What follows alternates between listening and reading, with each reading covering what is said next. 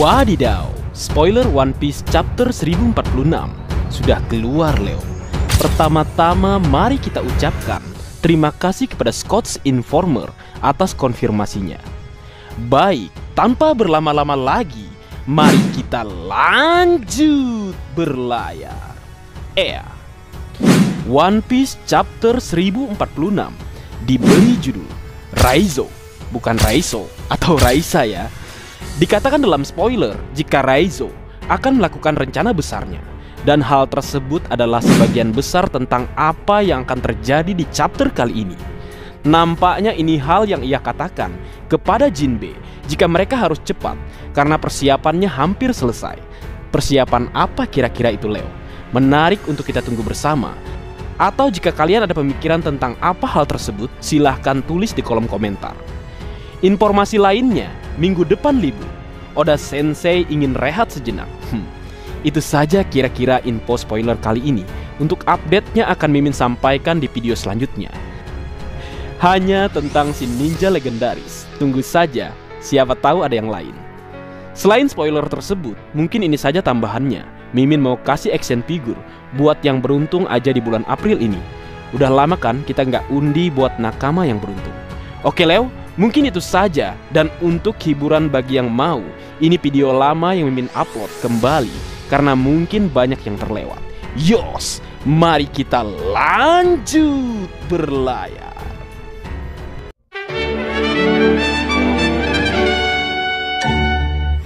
Kembali ke pembahasan kali ini, mungkin sedikit menyinggung perihal julukan yang dibuat oleh Roronoa-Zoro untuk dirinya sendiri.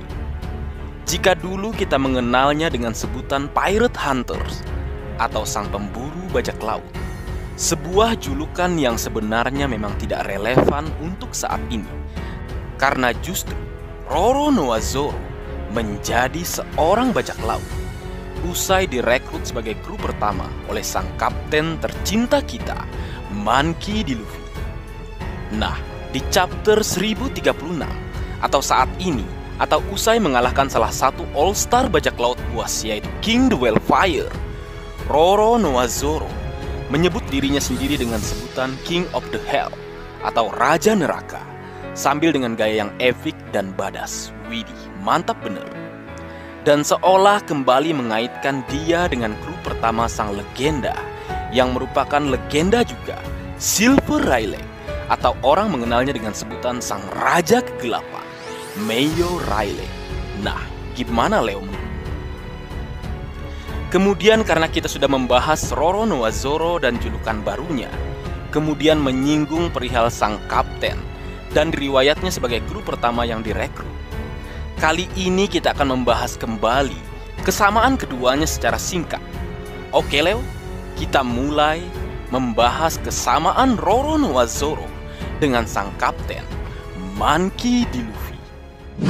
Yang pertama, keduanya orang pertama dan kedua yang menghadapi si Chibukai.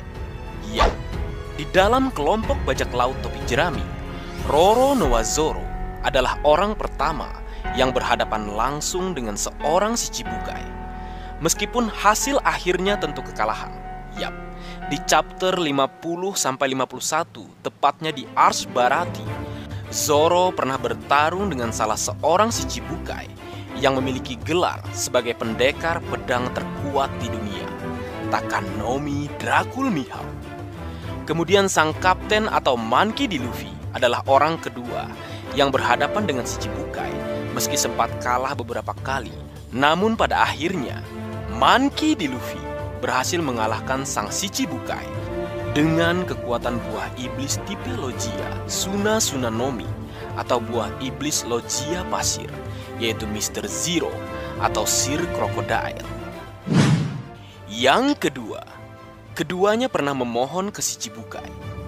Zoro dan Luffy sama-sama pernah memohon ke si Chibukai jika Roronoa-Zoro melakukannya kepada Bartolomeu Kuma di Ars Trailer Bar dan Takanomi Dracul Mihawk setelah pasca Ars Marineford atau sebelum masa time skip di Pulau Kuraigana.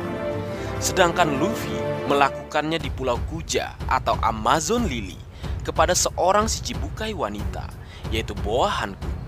untuk mengembalikan Marguerite, Sweet Pea, dan Alveranda yang telah diubah menjadi batu oleh Boa Hancock. Yang ketiga, keduanya punya sosok yang menunggu untuk dilampaui. Kembali ke Luffy dan Zoro, keduanya masing-masing punya seseorang atau sosok yang menunggu untuk dilampaui. Untuk Monkey D. Luffy, orang tersebut adalah Akagami no Sans. Di chapter pertama atau chapter 1, Luffy mengatakan dia akan menjadi Raja Bajak Laut. Mendengar itu, Akagami no Sans mengatakan, "Wow, kau ingin melampaui kami?" ujarnya sambil langsung terdiam, memegang topi jerami yang ia gunakan. Setelah itu Sans lanjut berkata, "Topi ini kutitipkan padamu, kelak datang dan kembalikan topi ini padaku," ujarnya. Beralih ke Roronoa-Zoro, dia juga punya seseorang yang menunggu untuk dia lampaui. Orang itu tidak lain dan tidak bukan adalah Takanomi Dracul Mihawk. Di chapter ke-52, usai mengalahkan Zoro, Mihawk berkata, "Kau harus menjadi lebih kuat, Roronoa-Zoro. Tak peduli berapa tahun, aku selalu menjadi pendekar pedang terkuat di dunia, dan aku akan menunggumu. Kau harus berlatih kemampuanmu dan jiwamu untuk menjadi yang terkuat dan menantangku sekali lagi." Gimana? Mantap kan, Leo? Ditambah adanya keterkaitan Sans dan Mihawk, semakin menambah kesakralan hubungan empat orang ini. Yos. Yang keempat, keduanya punya bekas luka di area yang sama. Leo, baik Luffy dan Roronoa-Zoro, keduanya sama-sama memiliki bekas luka di area yang sama loh. Jika Luffy punya bekas luka di bagian bawah mata kirinya, yang merupakan bekas akibat kenekatannya sewaktu kecil di hadapan Akagami no Sans dan kru-krunya sebagai bukti jika dia layak untuk diajak berlayar bersama.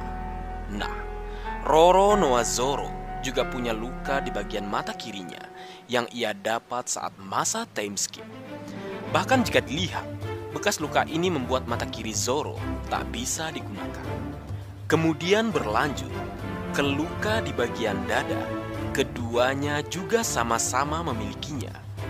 Roronoa-Zoro mendapatkan lukanya akibat tebasan langsung oleh Mihawk dengan pedang Yorunya, sedangkan Luffy akibat pertarungan di Ars Marineford. Yang kelima, keduanya pernah terjebak di suatu bangunan. Di Ars Water Seven, sebelum berlanjut dan berpindah ke Enies Lobby, usai dikalahkan oleh agen CP9, Luffy dan Zoro sama-sama terjebak atau tersangkut di suatu bangunan. Jika Luffy terjebak di celah sempit antara dua bangunan, maka Roronoa-Zoro lebih ekstrim. Dia terjebak di sebuah cerobong asap, sebuah rumah atau bangunan dengan posisi terbalik. Namun pada akhirnya, dengan teriakan Nami yang menjelaskan kebenaran yang sebenarnya tentang Nico Robin, Luffy berhasil membebaskan diri dengan membuka lebar celah sempit dua bangunan yang menghimpitnya.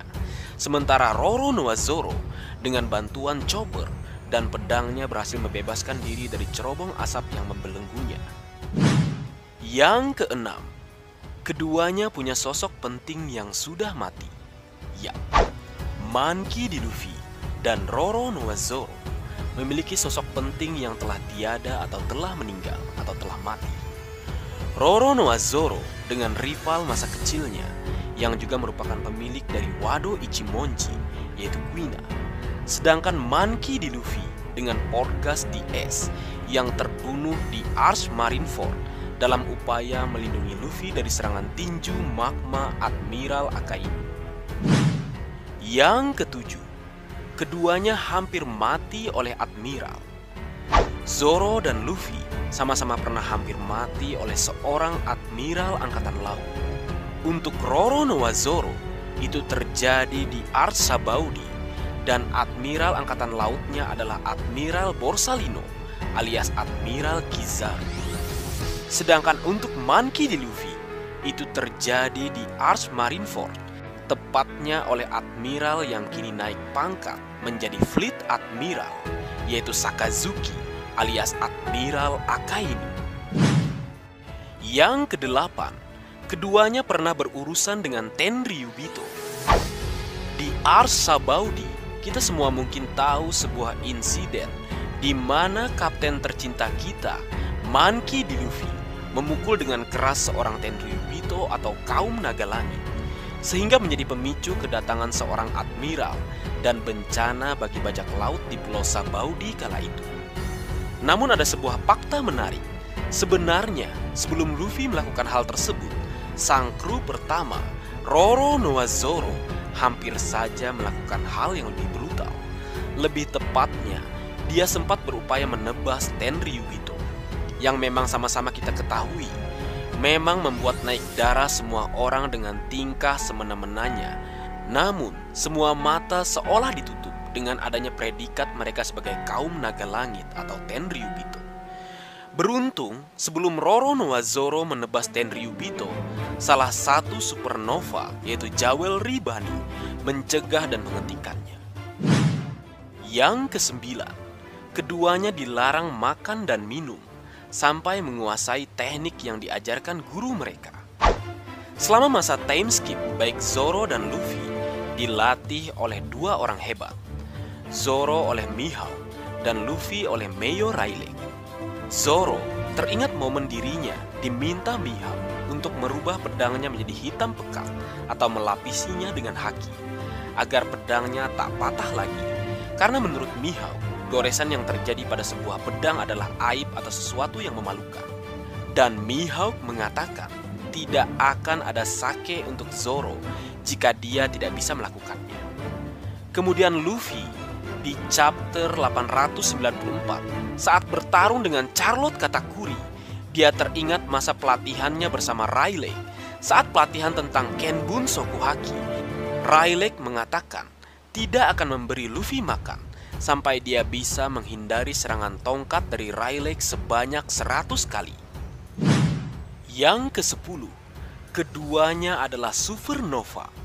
Di chapter 498 di Pulau Sabaudi, Saki menjelaskan tentang 11 orang bajak laut di Pulau Sabaudi dengan bounty di atas 100 juta beri. Dan dalam 11 nama itu ada nama Monkey D. Luffy dan Roronoa-Zoro yang tergabung dalam nama-nama besar mulai dari Eustace Captain Kidd, Trafalgar di Waterloo, District, Capon Gangbang, Jewel Ribani, Basil Hawkins, Scratchman Abu, Kurouge, dan juga Killer. Yang ke-11, keduanya menghadapi Admiral setelah time skip. Setelah masa time skip, tepatnya di Dressrosa, Monkey D. Luffy dan Roronoa-Zoro sempat menghadapi seorang admiral, yaitu Iso alias Admiral Fujitora. Jika Zoro bertemu dan berhadapan dengan Fujitora ketika dia mencoba menyelamatkan Law dari Doflamingo. Kemudian untuk Luffy, dia berhadapan dengan Fujitora di akhir Ars Dressrosa. Yang ke-12, keduanya punya cara untuk melindungi nakama dan mendapatkan respek dari musuh. Yap, baik Luffy dan Zoro pernah melakukan hal unik kepada lawan kuat untuk melindungi nakama atau kru yang lain, sekaligus mendapatkan respek atau pengakuan dari sang lawan. Jika Monkey D. Luffy dengan Admiral Aokiji atau Kuzan, maka Roronoa-Zoro dengan si Chibukai Bartolomeu Kuma di Ars Trailer Bar. Yang ke-13, keduanya bangkit setelah menerima suntikan. Di Ars Wano Kuni, tepatnya saat pertempuran di Onigashima, Monkey D. Luffy dan Roronoa-Zoro sama-sama mendapatkan suntikan untuk memulihkan luka atau kelelahan usai pertarungannya.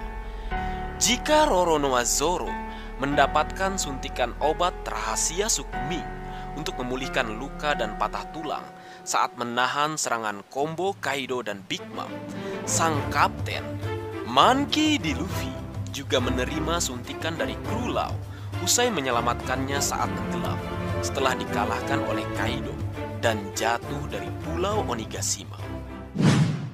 Yang ke-14, keduanya membangkitkan Atspen Hausoku. Di Onigashima, Monkey D. Luffy dan Roronoa-Zoro sama-sama membangkitkan Hausoku Haki level atasnya masing-masing. Jika Luffy melapisi atau menyelimuti Hausoku Hakinya pada tinju dan tendangannya, maka Roronoa-Zoro melakukan hal serupa pada ketiga pedang andalannya. Yang ke-15, keduanya menghadapi Yonko, kemudian mengalahkan komandan nomor 1 dan membangkitkan level baru Haki. Ya, Luffy dan Zoro sama-sama pernah menghadapi Yonko, kemudian mengalahkan komandan yang dianggap terkuat dalam kelompok bajak laut sang Yonko, sekaligus membangkitkan level atas atau outspan dari suatu jenis haki. Jika Luffy di Whole Cake Island berhadapan dengan Big Mom atau Charlotte Linlin, kemudian setelahnya mengalahkan komandan manis terkuat Charlotte Katakuri, sembari mengaktifkan atau membangkitkan Kenbun Sokuhaki level atas atau outspan Kenbunnya, maka Roronoa-Zoro baru-baru ini juga melakukan hal serupa di Onigashima. Dia menghadapi Yonko Kaido, kemudian setelahnya mengalahkan sang komandan yang dianggap terkuat. Jika dilihat dari urutan penamaan kartu dan juga bounty-nya dalam deretan 3 komandan atau all-star bajak laut buas, ya, Roronoa-Zoro telah mengalahkan King the Wildfire, sang Lunarian terakhir, sekaligus membangkitkan hakinya bahkan ke level berbeda, jika boleh kita sebut outspan Hausoku Haki yang mengalir di 3 pedangnya. Mantap. Nah, Leo, kurang lebihnya seperti itu kira-kira kesamaan kapten tercinta kita, Monkey D. Luffy, dengan kru pertamanya, Roronoa-Zoro. Adakah hal lain menurut kalian? Tulis pendapat kalian di kolom komentar. Baik, mungkin segitu dulu yang bisa aku bagi bersama kalian, Leo. Semoga kalian terhibur dengan apa yang aku buat dalam kesempatan kali ini. Terakhir, jika ada kesalahan dalam pengucapan atau hal yang menurut kalian kurang pas atau kurang tepat, Marga Anime memohon maaf yang sebesar-besarnya. Sekian.